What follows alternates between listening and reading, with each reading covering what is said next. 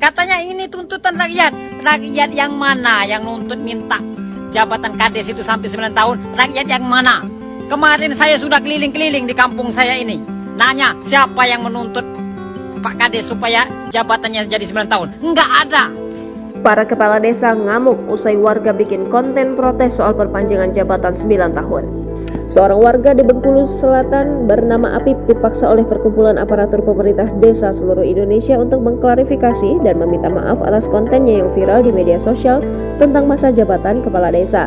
Hal tersebut bermula saat Apip membuat konten berisi kritik terhadap permintaan para kepala desa untuk memperpanjang masa jabatan sampai 9 tahun. Apip selaku pemilik akun TikTok @apipnurrahman mengungkapkan, awalnya dia membuat konten berupa survei kepada warga desa di daerahnya. Saat itu dia meminta pendapat warga soal permintaan para kades soal perpanjangan masa jabatan menjadi 9 tahun. Survei kecil-kecilan itu dilakukan Apip untuk membuktikan ucapan para kades yang menyatakan bahwa perpanjangan masa jabatan selama 9 tahun adalah atas keinginan warga. Sebelumnya, para kades mengklaim usulan perpanjangan masa jabatan 9 tahun itu atas permintaan warga. Namun ternyata setelah Apip membuat survei, tak satupun warga yang merasa meminta hal itu.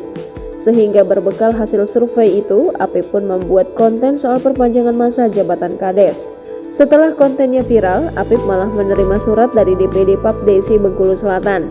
Dalam surat tersebut, Papdesi meminta Apip segera mengklarifikasi pernyataannya itu, serta meminta maaf kepada seluruh kepala desa se-Indonesia karena kontennya itu. Papdesi disebutnya akan menempuh jalur hukum jika permintaan mereka tidak dipenuhi Apip. Papdesi menilai postingan Apip tersebut telah melukai hati kepala desa. Hai Pak Kades, yang kemarin demo minta perpanjangan jabatan sampai 9 tahun. Sadarlah diri. Presiden aja 5 tahun. Kalian minta 9 tahun. Sadarlah. Jangan lupa subscribe, share, komen, dan like ya.